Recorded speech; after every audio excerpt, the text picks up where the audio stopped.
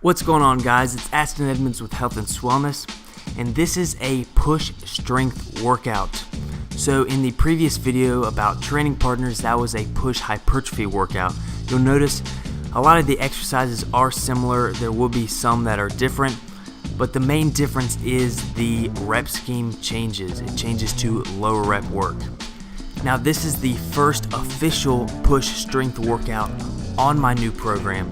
I'll be coming out with a full video talking more in depth about the new program, but briefly I'll mention it. Basically, it's what I've been doing, the pull, push, legs, repeat, where one half of the week is strength work and the other half is hypertrophy work, except I periodized a lot of the lifts. The primary lifts on each day and then the secondary lifts on each day are periodized.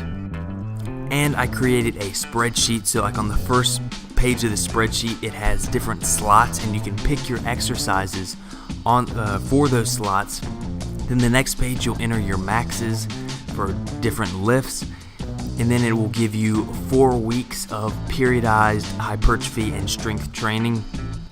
And I'm actually very excited to show you guys this because I've spent a lot of time. I created the whole spreadsheet, which took way longer than it probably should have, just because I'm pretty incompetent, because there's so much stuff that you can do with Excel. It's ridiculous. And then I also typed up a Word document explaining how everything works, how you should progress on the non-periodized lifts. But like I said, I'll be coming out with a full video on that, walking you through everything you need to know. That video should be up on Saturday, so be looking out for that. Now, the program will not be in full release, like completed mode. It's still in the beta version, and the reason for that is, I used all these well-known percentages that have been done for years, and it's one thing for you to have everything scientifically mapped out on paper, but it's another thing for it to actually work out in practice.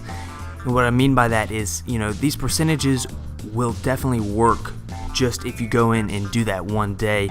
The question is, will the accumulated fatigue, make the percentages harder or easier? It's going to be a different thing actually in practice. And so since it is in beta mode, I'm kind of looking for beta testers, and basically I'm just going to give you this free program and you guys will give me feedback. So if you go in and a day is way too hard or way too easy, you'll let me know.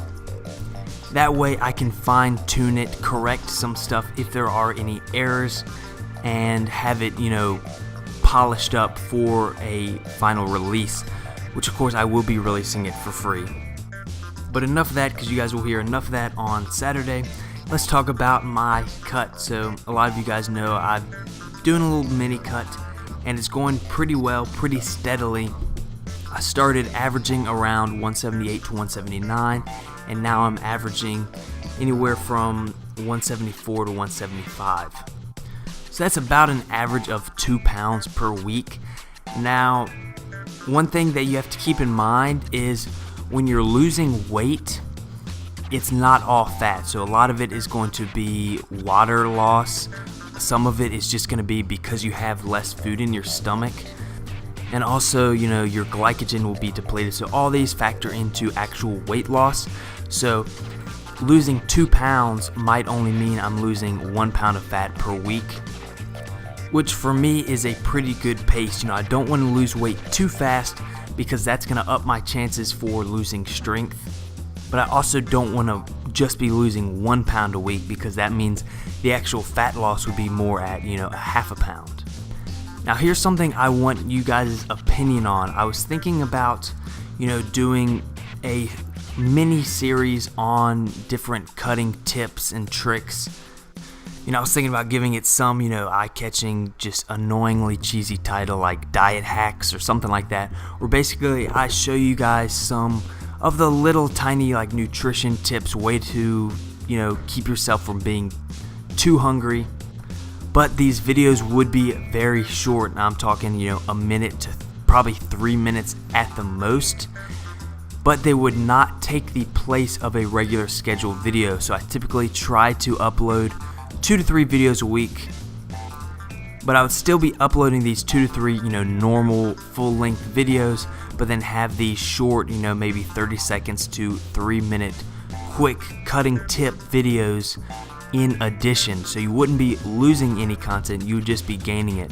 And the reason I'm asking you guys is because some people are really funny about this. If you change the content at all, then they just go crazy and they end up not even watching the content that they enjoyed before.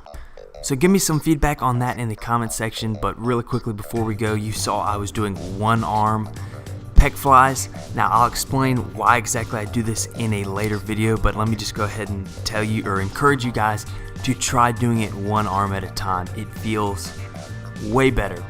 But anyway, this is the end of the video. If you enjoyed it, go ahead and hit that thumbs up button. That helps me out a ton.